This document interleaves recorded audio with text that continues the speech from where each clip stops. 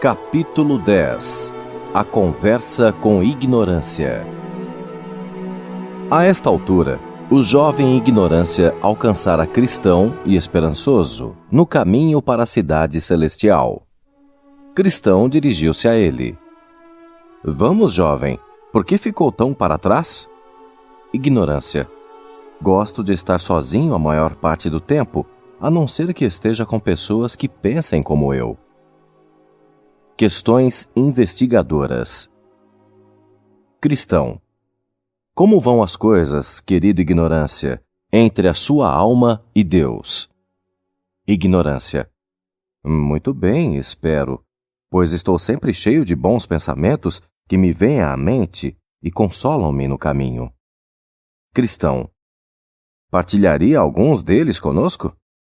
Em que você tem pensado? Ignorância. Ora, penso frequentemente em Deus e no céu. Cristão.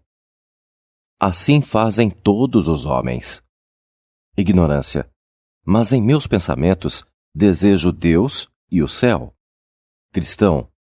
Assim fazem muitos que podem nunca os ver. Há um provérbio sagrado que diz: a alma do preguiçoso deseja e coisa nenhuma alcança. Ignorância. Mas desisti de tudo por causa deles. Cristão. Alguém pode pensar assim e estar errado.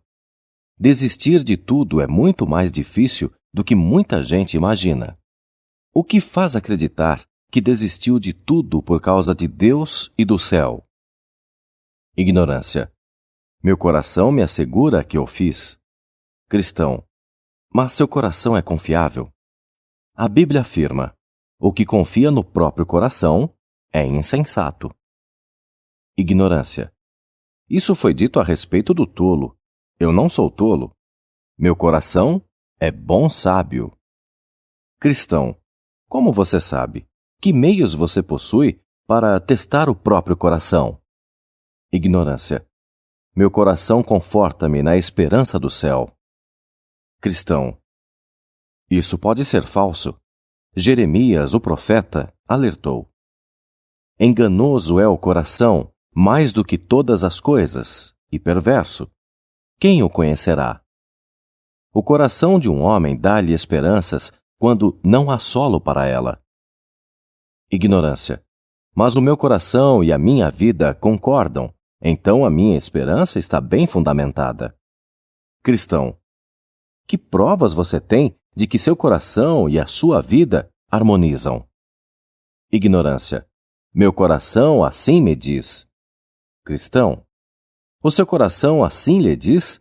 Se a palavra de Deus não sustiver este testemunho, qualquer outro testemunho não terá valor. Ignorância.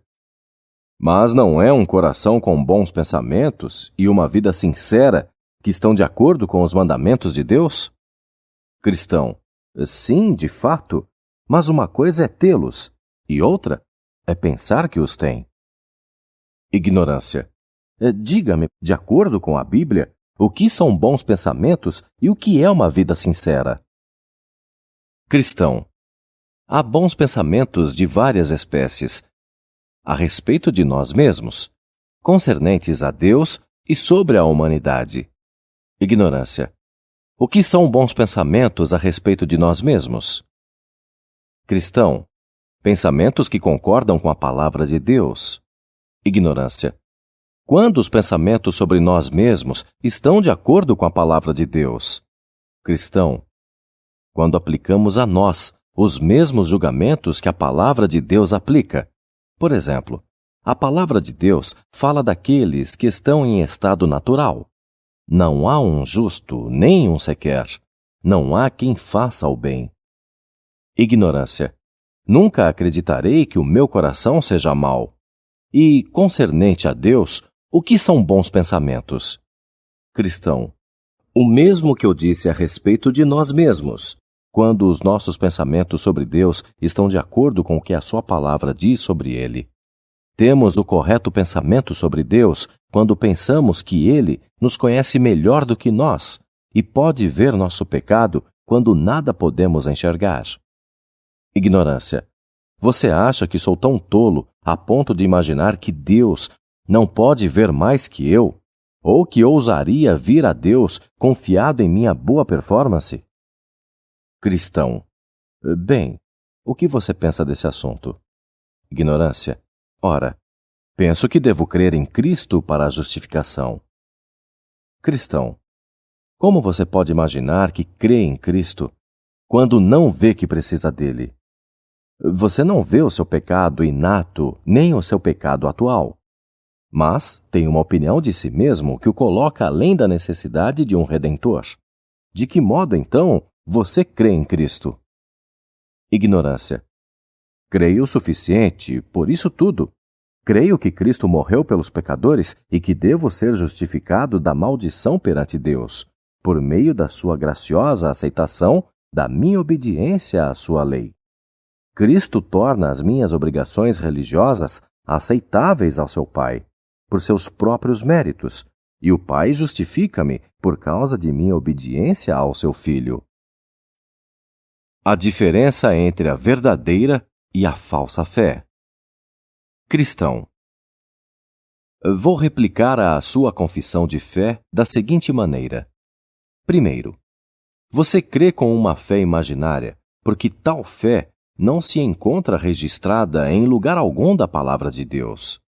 Segundo, a sua fé é falsa, porque reivindica justificação pela justiça de Cristo, sem aceitar para si essa justiça. Enquanto você se apega à sua justiça imaginária, rejeita a justiça de Cristo. Ademais, a sua fé não aceita a morte de Cristo como necessária à nossa justificação.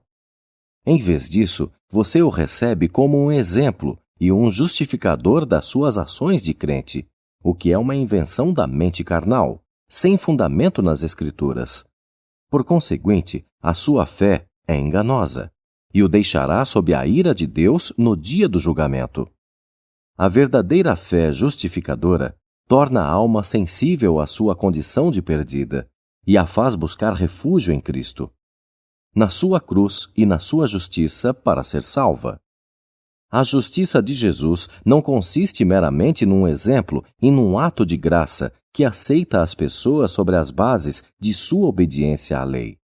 Ela inclui a obediência do próprio Cristo à lei de Deus, bem como seu ato de tornar-se responsável por toda a humanidade em desobediência, a ponto de morrer pelos pecados dela. Essa morte requerida dos pecadores foi suportada por ele, para que o culpado que nele crê seja absolvido, receba a sua justiça e seja justificado. Essa é a justiça aceita pela fé verdadeira. Sem ela, a alma será condenada. Ignorância. O quê? Você quer que confiemos no que Cristo fez pessoalmente, sem qualquer participação nossa? Esse conceito presunçoso daria licença a toda a nossa concupiscência e encorajar-nos-ia a ignorar os mandamentos de Deus e a viver como bem nos parecesse. Por quê? Que importância teria o nosso modo de viver se fôssemos permanentemente justificados pelo que Cristo fez por nós, independente de qualquer coisa que façamos? Cristão, penso que o seu nome lhe é apropriado. Pelo menos, a sua resposta indica ser este o caso, pois você, evidentemente, ignora o que seja a justiça justificadora e a segurança da alma que tem fé nesta justiça. Sim, e você ignora também os efeitos da fé salvadora da alma, que muda e ganha o coração para Deus em Cristo, fazendo a pessoa amar a palavra de Deus, o seu nome, os seus caminhos, o seu serviço e o seu povo. Essa fé e esse amor são as mais fortes e mais duradouras virtudes neste mundo. Eles são, na realidade, a natureza de Deus na vida humana. Esperançoso. Pergunte-lhe se Cristo já lhe foi revelado. Ignorância. O quê? Vocês acreditam em revelações especiais? Penso que o que vocês e todos os da sua espécie afirmam sobre esse assunto não passa do fruto de cérebros confusos.